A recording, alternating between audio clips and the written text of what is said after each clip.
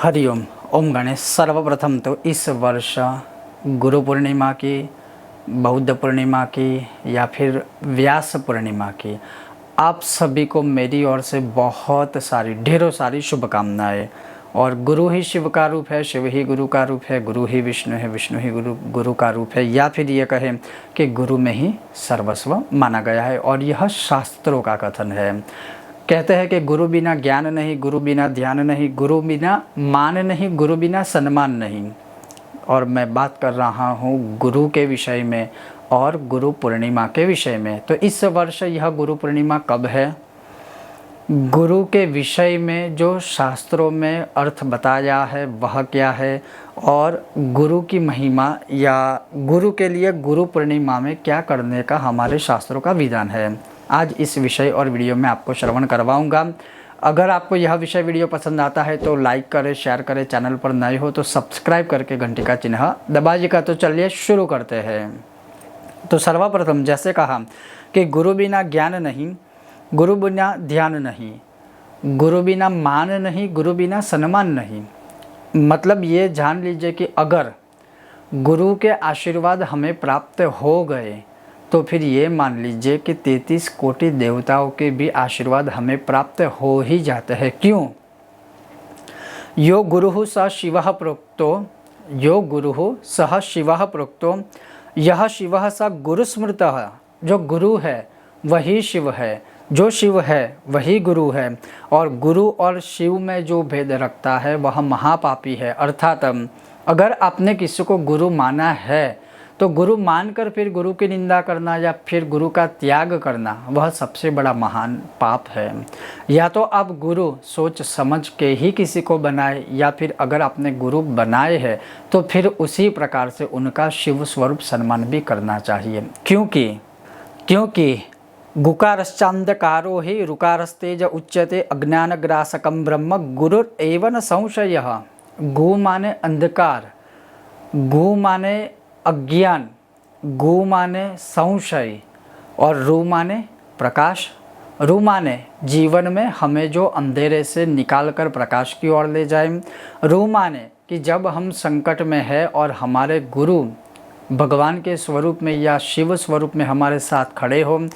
रु माने जब भी हम संकट में हो, हमारे जीवन में कहीं पर हम संशय होकर या फिर कहीं पर हम अटक जाते हैं और वहाँ से हमें बाहर निकाले, वो है गुरु।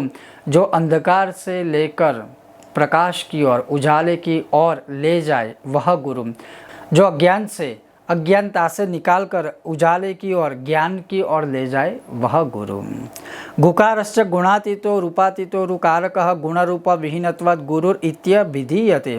गु माने गुणातीता, रु माने रूपातीता, जो गुण से भी परे है और जो रूप से भी परे है। जो गुण से भी परे है मतलब जिन्होंने सद्गुण धारण किए हैं, जो रूप से भी परे है, जिसका जो ज्ञान है वही रूप है।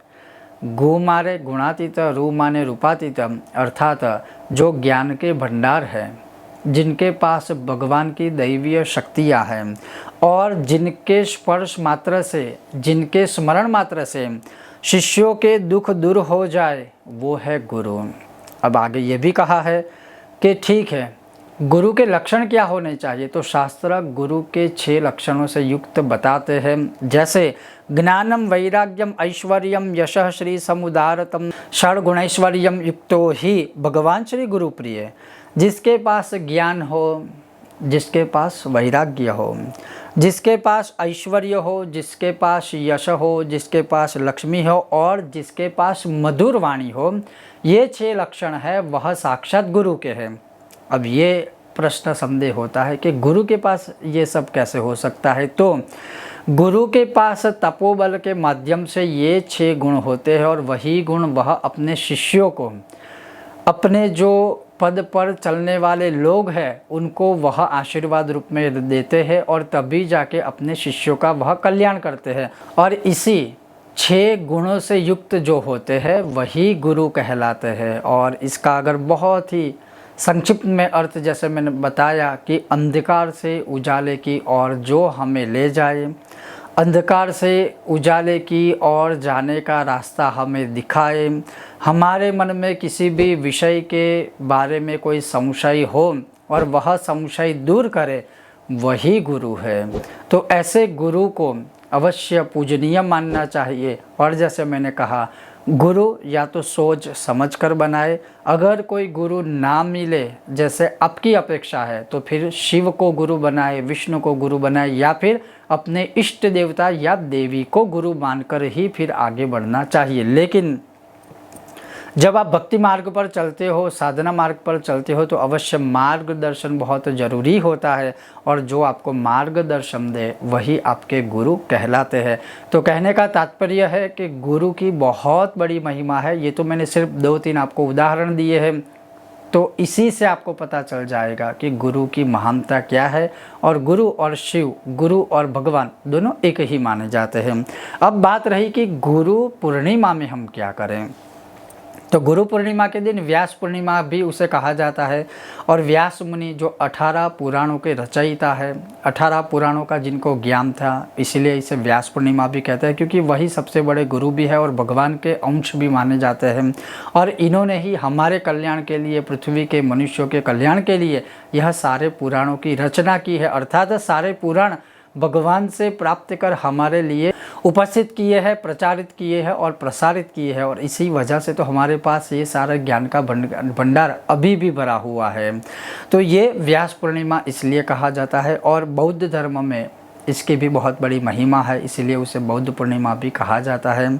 और अगर बात करें हम गुरु शिष्य की परंपरा की, या गुरु के लिए गुरु पूर्णिमा में क्या करना चाहिए, तो ऐसा धर्म सिंधु, निर्णय सिंधु आदि में लिखा है कि गुरु के लिए, खास करके गुरु पूर्णिमा में, बस उनके लिए एक दीपदान भी भगवान विष्णु को या शिव को करेंगे अपने गुरु के लिए, तो वह सबसे बड़ी गुरु दक्षिणा मानी जाती है। उसके अलावा आप अपने गुरु की पादुका स्मरण कर आप अपने गुरु के पैर स्पर्श करके भी उनका आशीर्वाद ले सकते हैं। क्यों? क्योंकि लिखा है नमो गुरुभ्यो गुरु पादुकाभ्यो, अर्थात गुरु की पादुकाओं का भी पूजन करके या गुरु के पैरों के चरण के स्पर्श करने मात्र से ही शिष्य के सारे संशय दूर हो जाते हैं, अज्ञानता दूर हो जाती है और ज्ञान प्राप्त होता है। और गुरु के पास जो भी तपोबल होता है वह हमें प्राप्त होता है। तो गुरु पूर्णिमा के दिन आप ये कर सकते हैं। दूसरा, गुरु पूर्णिमा के दिन अपने गुरु को अपनी स्थिति के अनुसार जो भी आप उनको टीका लगाइए, पुष्प समर्पित कीजिए। अर्थात मैं सिर्फ ये कहूँगा संक्षिप्त में, गुरु पूर्णिमा के दिन अपने गुरु को प्रसन्न करने के लिए आप कुछ भी कर सकते हैं। कुछ ना कर पाए तो सबसे बड़ा उत्तम यही दान है, दीपदान। अपने गुरु के नाम का केवल एक दीपदान भी किया जाए तो बहुत बड़ा एक महान पुण्य फल प्राप्त होता है। संक्षिप्त में यही कहूँगा कि गुरु की महिमा इतनी बड़ी है जिसका वर्णन शायद कोई कर नहीं सकता है। तो गुरु बिना ज्ञान नहीं, गुरु बिना ध्यान नहीं, गुरु बिना मान नहीं, गुरु बिना सम्मान नहीं। तो आप सभी को मेरी ओर से, आप सभी के अपने अपने गुरु की वंदना के साथ सभी पूजनीय को मेरी तरफ से बहुत सारी गुरु पूर्णिमा की बहुत सारी शुभकामनाएं। ओम गणेश। और एक बार पुनः आप सभी को व्यास पूर्णिमा की, बुद्ध पूर्णिमा की, गुरु पूर्णिमा की सभी को बहुत सारी शुभकामनाएं। ओम गणेश।